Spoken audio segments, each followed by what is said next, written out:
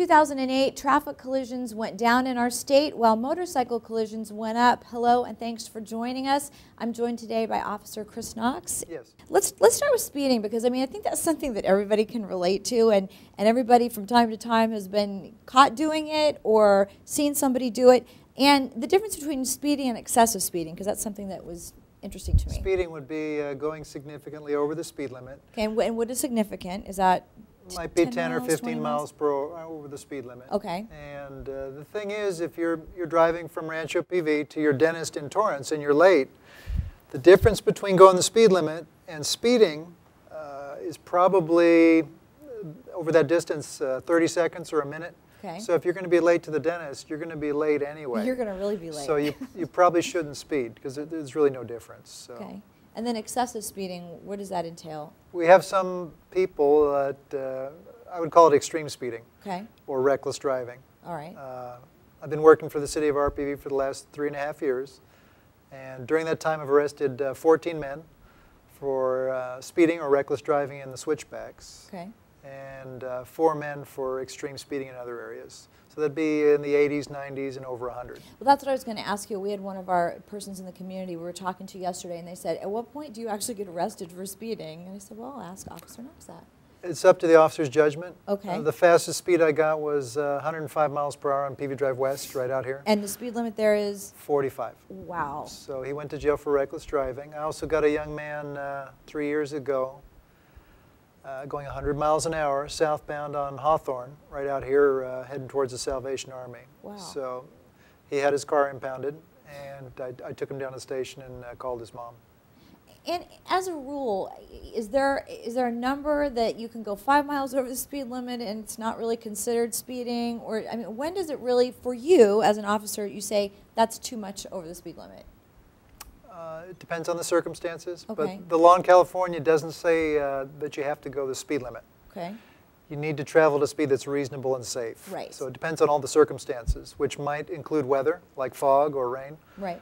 Could include darkness. Includes what else is going on the roadway, like pedestrians, bicyclists, cross-traffic, driveways, curves, limited sight lines, things like that. Okay. So generally, I'd say you'd be okay probably going 5 over the speed limit. But if you're going 10 or 15, you're pushing your luck. Right. So it should just be reasonable. That's smart. Okay, now let's talk about motorcycles, because I know that is a more serious issue as far as collisions and things, people not taking care of themselves while riding bikes. Particularly in the switchbacks, that's Yeah. a special problem. It is. So, are you asking me about the switchbacks? The switchbacks, because that's kind of the area where people like to go faster, and it's kind of like racing almost for them. I've arrested 14 men there for reckless driving and racing in the switchbacks. That's on PV Drive East in the curvy Mountain Road part. Right. This is PV Drive East heading north or southbound, northbound from PV Drive South. Okay. It's called the switchbacks because it has 3 hairpin curves. Mm-hmm. And the road's generally narrow, there's no bike lane there, and there are bicyclists there every daylight hour, and pedestrians occasionally there exercising. Wow. So, and people, men, that are interested in racing are drawn to it irresistibly. They want to go there and test themselves and drive as fast as humanly possible in sports cars and on motorcycles. Wow. So we've had 2 men killed there in the last 5 or 6 years on motorcycles, and we had a young man die in a fatal car crash there on May 23rd at PV Drive East in Ganado, which is just at the top of the switchbacks. Okay. And how fast are we talking about with motorcycles? Because I know it's pretty excessive. Yeah, the switchbacks has 2 speed limits. The lower dog leg going towards PV Drive South is 40 miles per hour. It's a little bit straighter. And then the rest of PV Drive East, the rest of the switchbacks is 35 miles per hour. And so most of the extreme speeding I get is in the lower dog leg of the switchbacks. Men that are driving uphill in sports cars and their motorcycles, and in the 70s and 80s. The fastest I've gotten is 86. wow. So, And we should remind people they can go to motorcycle racing schools and they can enjoy themselves doing that. I encourage people that are interested in racing to go to Absolutely. racetracks like Toyota Irwindale Speedway, Mm-hmm. Fontana, Yeah, Buttonwillow we talked about. Yeah. Buttonwillow and Willow Springs.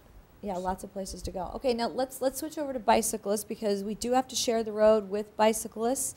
Sometimes we don't exactly know the rules, and that I thought that those lanes were designated bike lanes everywhere, but they're not. If you could explain that.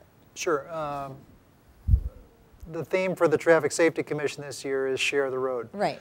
and we all need to think about that. Absolutely. That means motorists, means pedestrians, bicyclists, and occasionally equestrians, Right. people on horses.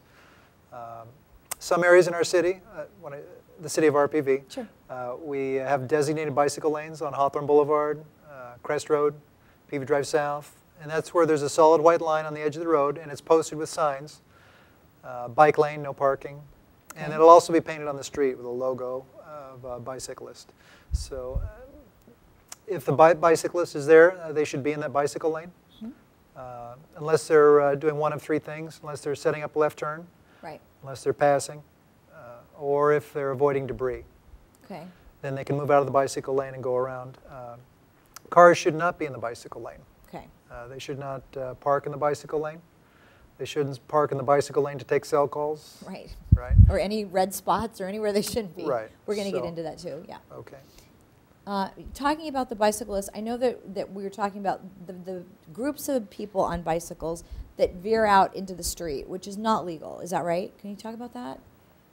Yes. Frequently you'll see two bicyclists, and they'll be riding side by side, abreast of each other, just for social reasons. Right. So they can chat, or one might be protecting the other one by staying on the outside, and that's illegal. Okay. Bicyclists should be riding single file, even when there's not a bicycle lane. Okay. And they should be over to the right edge of the roadway, absent those three conditions I just talked about. Right. Correct. Okay. All right. And what you may be referring to is the large group we have on Saturday mornings, Okay. called the Donut Ride. Yep. Unfortunately, they want to ride through the area on Peavy Drive West, Peavy Drive South, and Peavy Drive East in a peloton, a group, just like the Tour de France. Okay. And that's illegal. So I've been working with the group every Saturday morning, and Are they coming to see your side of things here? we're using education plus enforcement. Okay. So I continue to ask that they share the road with cars. The problem is when they head through the PV, Portuguese Bend slide Right. area and then head east from there, they'll use the whole road and they won't let cars pass. Right. Unless I'm right behind the group on the PA system telling them to ride single file. So. Now, can they be ticketed for that? Is that something that's... I do cite bicyclists, but I only spend about 1 or 2% of my time citing bicyclists. Right. So, and it's not practical for me to stop the whole group. So I'm just going to keep working with them and try to get the most cooperation I can. Right. And I also know that you're not supposed to honk at them. Is that correct? Is that legal or illegal if you're driving? The law in California says you're only supposed to use the horn when necessary. And that Okay. would mean to warn somebody about a possible collision. Okay. Like somebody's pulling out and you honk the horn to let them know you're there. Okay. You shouldn't use the horn to say hello to people or because you're angry at people, Right. etc. So That makes a lot of sense. there's bad behavior on both sides of the issue. Of course. By the bicyclists, that would be when they're riding abreast of each other or in a large group. But on the other side, the bicyclists do face a lot of abuse from motorists.